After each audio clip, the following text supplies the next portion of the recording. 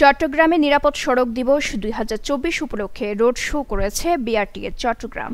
আজ ১২ নভেম্বর সকালে নগরীর অলঙ্কার মোড়ে এ রোড শো করা হয়। কর্মসূচির অংশ হিসেবে অলঙ্কার মোড়ে সাধারণ যাত্রী ও চালকদের সচেতন করা, লিফলেট বিতরণ করা ও গাড়িতে নিরাপদ সড়কের স্টিকার লাগানো হয়।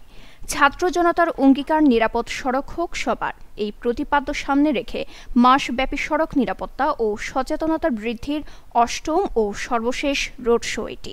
এর আগে চট্টগ্রামের নিউ মার্কেট সহ বিভিন্ন মোড়ে এ রোড শো করা হয়েছিল।